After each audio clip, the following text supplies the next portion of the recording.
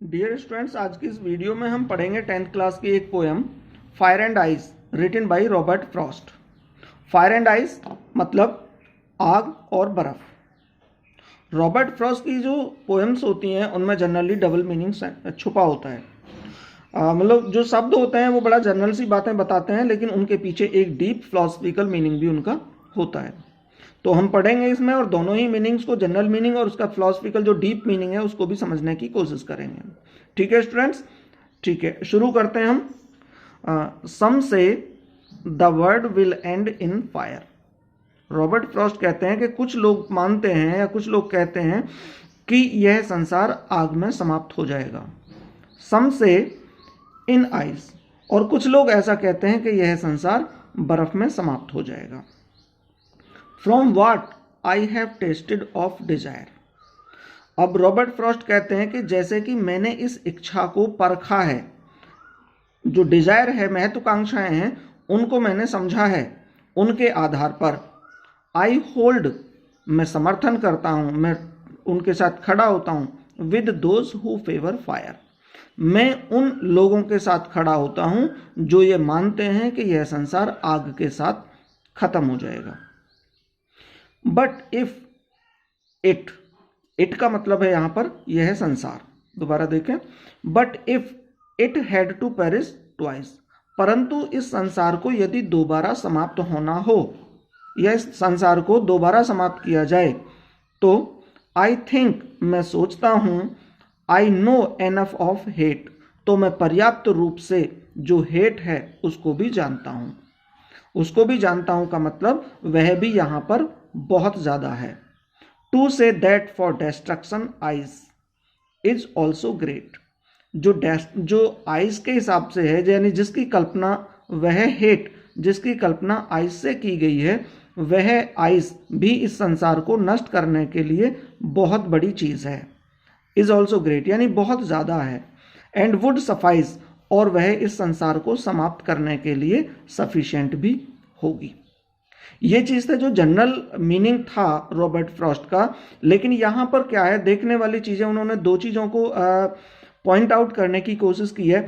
एक बार कहा है उन्होंने डिजायर, तो यहां पर डिजायर का मतलब होता है, उन्होंने डिजायर और फ्यूरी मीन्स गुस्सा, बहुत बड़ी महत्वाकांक्षाएं और गुस्से की कल्पना की है उन्होंने फायर से। उनका मानना है कि यदि इस संसार में अपने अस्तित्व को बढ़ाने की बहुत बड़ी महत्वाकांक्षाएं लोगों के मन में आ जाएं, अलग अलग देशों के दिमाग में ये चीज़ें आ जाएं, महत्वाकांक्षाएं पल जाए कि हमें अपने अस्तित्व को बढ़ाना है, या बहुत ज़्यादा एक दूसरे के प्रति गुस्सा बढ़ जाए, तो यह एक तरह से आग का काम करेगा और यह पूरे संसार को नष्ट कर देगा। इसकी तरफ उसने दूसरी बात कही है हेट, और हेट मीन्स इंटॉलरेंस। ऐसी कुछ चीज़ों को, ऐसे कुछ मानवीय गुणों को उन्होंने तुलना की है बर्फ से, आइस से। और वो ये कहते हैं कि यदि ये मानवीय गुण जो हमारे आसपास कर अब इस समय बहुत अधिक संख्या में बढ़ चुके हैं, एक दूसरे से नफरत करना, इंटॉलरेंस की भावना आना, ये चीज़ें भी एक तरह से बर्फ का काम करती हैं, और वो बर्फ जो इस संसार को नष्ट कर सकता है। तो दो अलग अलग गुणों को उन्होंने उठाया है, और दोनों ही अलग अलग गुण वो इतने सफिशिएंट हैं कि अगर कोई सा भी गुण यानी कोई सी भी तरीके का पक्ष अगर बहुत अधिक संख्या में बढ़ जाता है, तो वह इस संसार को समाप्त करने के लिए पर्याप्त है। ठीक है स्टूडेंट्स, ये उम्मीद करता हूं कि आपको ये चीज समझ में आई होगी। अब मैं शुरू करता हूं इसकी राइमिंग स्कीम। मैं आपको इसकी राइमिंग स्कीम समझा दूं। जैसे हम देखेंगे कि इसमें सबसे पहली लाइन होती है उसको हम ए नंबर देते हैं, जैसा मैंने यहाँ पहले से लिखा हुआ है ए।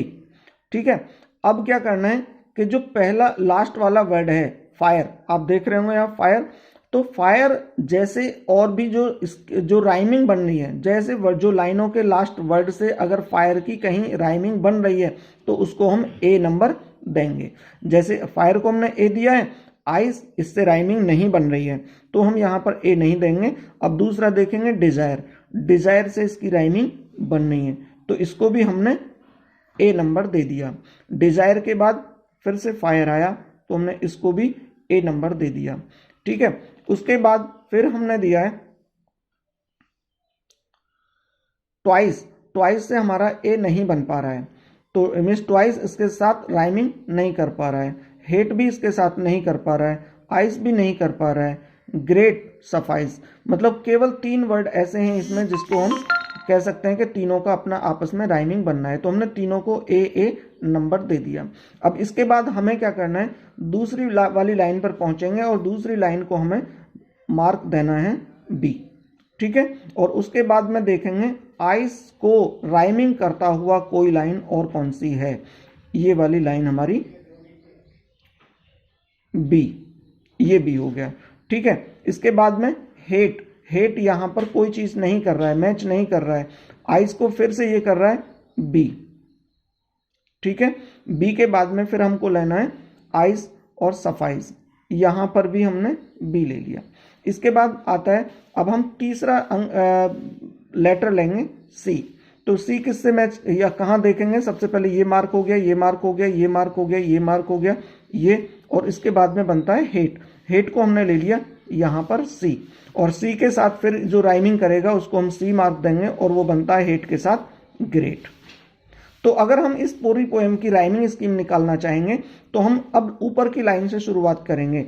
जैसे सबसे पहले ए, मैं यहां पर लिख दूं ऊपर, आप शायद यहां देख पा रहे होंगे, सबसे पहले ए के बाद में फिर बी यानी ए बी, उसके बाद में नेक्स्ट ए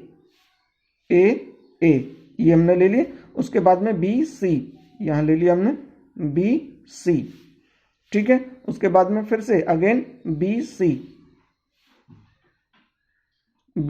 सी और आगे B, sorry B C B, ये चीज हमारी राइम स्कीम इसकी बन गई, ठीक है स्टूडेंट्स।